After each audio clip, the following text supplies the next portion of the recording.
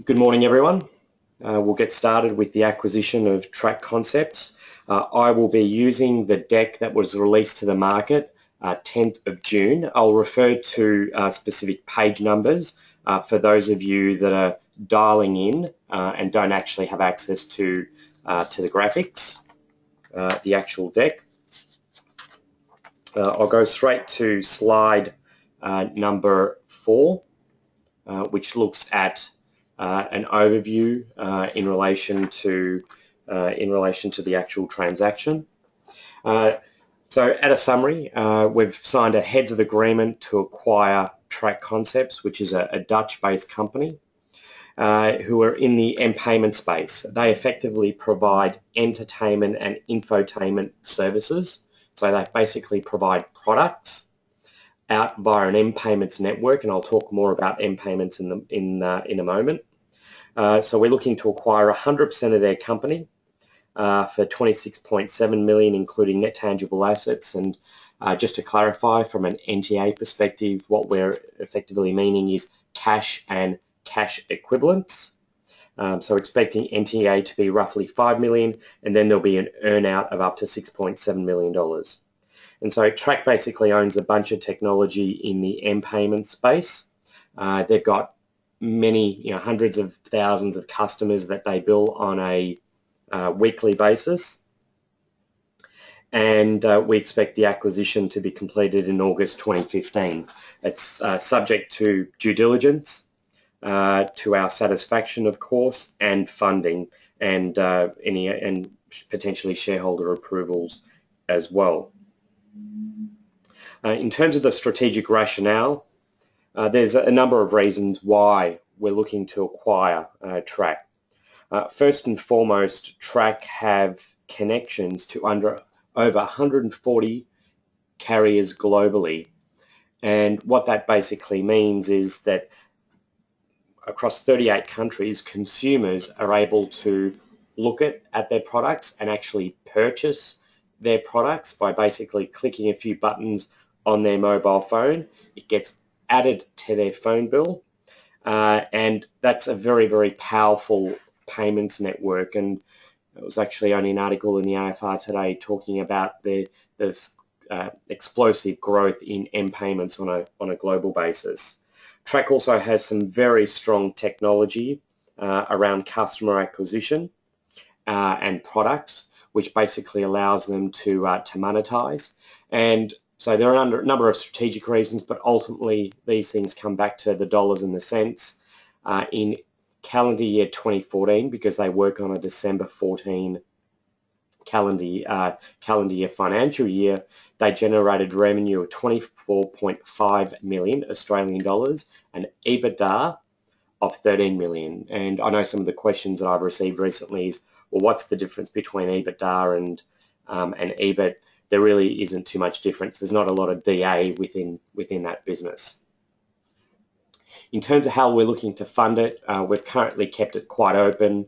We've stated equity, debt, and a convertible note. At this particular point in time, I'm leaning more towards debt and a convertible note, just given where the current Crowd Mobile share price is. And obviously being one of the largest shareholders, I'm concerned about dilution. In fact, from announcing the transaction, we've already had contact with a number of debt providers who have spoken to us, and given that this is a strong cash flow business, I feel that debt is actually quite a good option for us for at least 50% or more of the acquisition. And in terms of moving forward, this from an FY16 perspective, this is a 30th of June 16 perspective, we would expect Crowd Mobile's revenue to be around the $40 million mark. So quite a substantial increase from where we are today. The next slide I'll move to is slide number 6. That further talks about the strategic rationale of the transaction, and I'll get into a little bit more detail around that on slide 7, but for now I'll focus on slide number 6. The strategic rationale, there's a number of core reasons why it makes sense for us. What it does when you combine it with the Crowd Mobile offering, it will extend our global reach to over 180 telcos across their M-Payments network. And what that basically allows both companies to do is to sell more of our products across a much larger network. There is some overlap between Crowd Mobile's M-Payments network, and we're connected to over 60 carriers globally. But in a sense, we're actually growing our network, and it also expands Crowd Mobile's presence into South America, Africa, and Asia Pacific. And as we know, they are significant growth areas. And it doesn't, take a genius to work out, and the stats are showing it these days that people are now spending more time on their mobile phone than what they are on their computer. And if you take the continents of South America, Africa, and Asia, people have basically jumped over desktops and are now spending and interacting with content and each other through their mobile phone a lot more than what they are in front of a desktop. What it also does is it expands our product portfolio and it also expands our product mix. And I'll move on to slide 7, which actually looks at some of the key numbers. It basically expands the number of countries we're operating into to over 50. And as I mentioned earlier, expands our mobile operators to over 160. And importantly, our languages to over 40 different languages globally. And in terms of the revenues, you'll notice we've got $36 million revenue located there on that particular slide, and how we've worked that out is taken the Crowd Mobile December 14 operating results, which we released quite recently, and took the Track management accounts, and basically gives us $36 million all up. I won't spend any time looking at the growth of smartphones and the growth of global DCB, direct carrier billing, but once again, it doesn't take a genius to work out that there's growth in each of those key areas. And this is on now slide number 9, and I spend a lot of time talking about M-Payments, and maybe what I can do is spend a couple of minutes just going through what M-Payments actually is and how it actually operates. So direct carrier billing, or M-Payments, is a frictionless way that allows customers to purchase products easily. And so the way it basically works is if you've got your mobile phone, and I'll just use that value chain to illustrate. So Track, like Crowd Mobile, will promote its products and services across various websites. So whether there are social media websites like Facebook, Instagram, and Twitter, or other web pages, the consumer will see a banner or an advert for something that they like. They basically click a button and go to a certain page. In some instances, they need to type in their mobile number. In other instances, they are able to, the mobile number is already pre-populated, and they click a button, and then that gets added directly to the phone bill of the customer. The telco or the mobile operator will take that cash, and then within 30 to 120 days after the end of the month, we basically get paid like Track gets paid. And this is further illustrated on slide number 10, whereby you can see on the bottom left-hand corner there's the Track content. On the right-hand side, Track will promote, digital direct response marketing, which is basically where online marketing. It will push out marketing out to a whole number of customers. The customers, as you can see on the top part of that deck, will basically click a button through various mobile operators, whether it's Vodafone, Orange, or Telefonica globally, and through gateways will basically bill that customer, and then that money gets paid directly into Track. And as you can see through the synergy little graph that I've got there, Crowd is able to plug in its content and push out its content through Track. On slide number 12, You may ask, well, what kind of products does Track have? And it's not too dissimilar to some of the products that Crowd Mobile has as well. There are downloads of games and ringtones and music. There are things like additions to WhatsApp. For Android devices, there's virus killers. iOS devices, Apple devices aren't really prone to viruses, but Android devices are, as well as other high value segment, which is basically games. And if you're trying to find an Australian comparable, there's an Australian company called Mobile Embrace, ASX code MBE, that is in the space that is actually quite similar to the Track business, albeit their core focus is mainly Australia, while Track's core focus is mainly offshore. And moving on to slide number 13, this basically looks at the number of countries that Track is located in, as well as the revenue contribution. Europe is obviously the large part of the revenue comes from Europe, and once again, this is not too dissimilar from Crowd Mobile, where over 80% of our revenue actually comes out of Europe. But one of the other things that really attracted us to Track was their presence in Latin America, Asia, and Africa, which collectively represent about 30% of their total revenue as well. We see significant growth coming out of those three continents.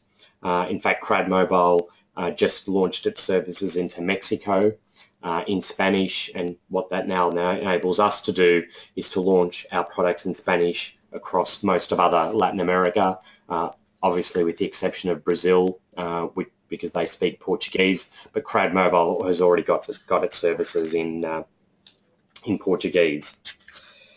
Moving on to the next couple of slides. So slide number 14 looks at some of the growth opportunities that we have with regards to the business. I won't go through every single part of this, but what it basically allows us to do is leverage the strong technology platform that Track have built and push out more products. One of the ways to grow the Track business, like it is the Crowd Mobile business, is to increase the number of countries that we operate in, so increase the number of M-payment connections. And then second of all, launch more and new products across that network. And there's a number of barriers to entry for anyone else coming in. Getting connected via an M-payments network, it's not as easy as just going to a telco such as Optus and saying, please connect me. There's a whole process. It could take anywhere from three months up to 2 years to get connected, and they don't just let anyone get connected. And I'll just focus on the top part of that slide, point number 3. Becoming part of the Crowd Mobile network would increase negotiation, distribution, and billing power. And what that basically means, like in most other businesses where there's volume, it allows for a negotiation with the telcos for better rates, as well as with the marketing agencies. Moving on to the financial overview on slide number 17. As you can see, the actual graph, which is in AUD, there's been good solid growth with regards to that particular business.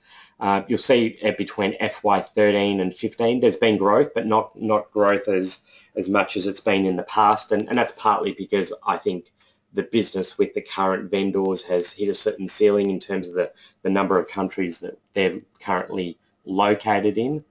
And we see an ability for us to inject a new lease of life in relation to the business and to allow us to further grow our top line as well as our bottom line. And on slide number 18, which gets into a bit more detail in terms of revenue growth, and it goes looking at direct costs and GP. Jet gross margins have improved from inception, from FY10. And general expenses have remained relatively flat. And one of the questions that I've actually had via email, and please feel free to ask any questions. Do you know the motivations of the seller that are basically selling? And it seems an amazing deal for us. And why would they sell to choose this particular price point. And I think that the key question is they've been involved in this business for 7 or 8 years. I think once you've been involved in a business for 7 or 8 years, there's a certain point where you kind of lose a bit of steam. And I think the vendors have done exceptionally well in terms of growing the business. But I think as I've mentioned earlier, I think they've hit a certain ceiling in terms of the growth. They're only in 38 countries. There's minor penetration in Asia, Africa, and South America. And I think the real growth opportunity for us in acquiring this business is to re-inject focus into those 3 new continents and to continue an accelerated growth from a top line and as well as a bottom line perspective. In terms of the valuation, I think the valuation is fair and reasonable. I wouldn't say that it's the bottom end of the value spectrum, and I wouldn't say it's at the top end. I think it's a reasonable valuation for this kind of business. Looking at slide number 19, which looks at the acquisition terms and funding. There's a minimum and maximum, and I won't go through every single bit of detail, but the maximum purchase price is $38.4 million, and that's on the basis that they reach their entire earnout. But in terms of the upfront consideration, and I'll use Australian dollars, it's $23.1 million of cash upfront, plus $3.6 million of stock in Crowd Mobile, as well as up to $5 million of net tangible assets. And as I mentioned earlier, NTA will be cash and cash equivalents in the business that we're acquiring. And then there'll be an earnout of up to another $6.3 million Australian. And so if the business was to achieve another $12 million of euros, so roughly $17 million EBITDA, we would have to pay an extra $6.3 million Australian on top of that. And so there's basically a threshold. We've kind of priced it around the 13 million euro mark as a starting point. And as you can see, the acquisition multiple, excluding net tangible assets, based on a multiple of EBITDA, is just shy of 2 times. And if you include NTA, which is effectively cash and cash equivalents, it's just under 2.5 times EBITDA. And as I mentioned at the start, but I'll reiterate again, how we're going to pay for it. It's a combination of debt, equity, and convertible note. As I mentioned, we're leaning more towards debt and a convertible note, just given where the current share price is right now. And as I mentioned earlier, we've already had a number of debt providers that have approached us since announcing the acquisition. I'll just go to maybe one of the questions that I've got. Could the vendor start a new, better business using the technology that they've created? And will the vendors retain any equity? And is the management staying on? So I'll just address those 3 distinct questions. So as part of the deal, the vendors, and this is part of the heads of agreement and obviously the SPA, they're agreeing to specific non-competes. So they're basically not going to be able to get involved in this particular space or leverage any of the technology that has been created or the M-Payments network that has been created. The vendors, as you can see from this, will end up being shareholders in Crowd Mobile, and yes, their shares will be in escrow for a period of 12 months from completion, and management will be staying on for at least during the earn-out process, which is basically until the end of this calendar year and very early into next year. And in terms of running this business, I'll personally be moving across to the Amsterdam office and be running this business, given that it's such a material part of Crowd Mobile. It makes sense for me to be as close to the action as possible. And I've just spent the last 2 months there, and that's part of how this acquisition has eventuated. One thing that I should also note, and about 4 weeks ago, we announced that we were dual listing, or we have dual listed on the Frankfurt exchange. And I know a number of shareholders contacted me and said, well, why are you dual listing? And I said, well, I can't really tell you why, but I hope that the rationale for the dual listing becomes much clearer. We have strong interest for the capital raising out of Europe, not only from a convertible note perspective, but also a debt perspective, given that interest rates are at historical lows globally, but particularly in Europe. So even if a debt at 8 to 10%, would be considered very high in their eyes. So we're currently looking for capital, and as I said, we're looking mainly for debt and a convertible note. In Australia, we've got strong interest out of Asia, but we also have very strong interest out of Europe, which is part of the reason that we dual listed not that long ago. So really, in conclusion, this is a game-changing acquisition for Crad Mobile. It really moves us from being a micro cap to more of a small cap. Their strong strategic fit across end payments and their products and the technology that they've built, which at the same time also creates a barrier to entry to anyone else coming into this particular space. And it's in line with our stated position of growing via acquisition. We've maybe got time for 1 or 2 more questions if people would like to ask any further questions. And really what it does is position us as a leading end payments provider. Now, in terms of the timetable, our current CFO is currently in Europe working on completing due diligence. We've got Deloitte's completing the financial due diligence, and we're also completing and he's overlooking the share purchase agreement. And my focus over the next 6 weeks will be on completing the capital raising for this particular acquisition. So I'm spending a bit of time here in Australia and then heading off to Europe in about 1.5 weeks.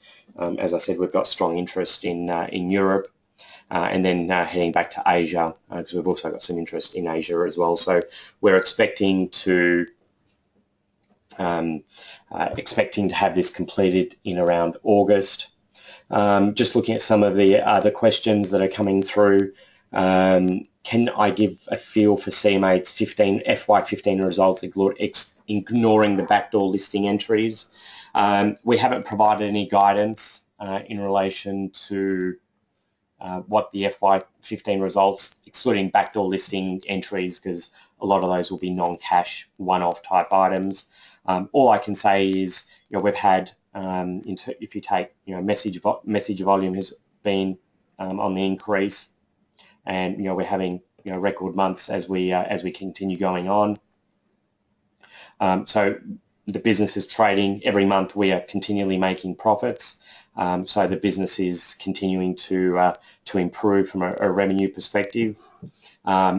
We will at some point provide some more guidance around that, given that this financial year is almost completed.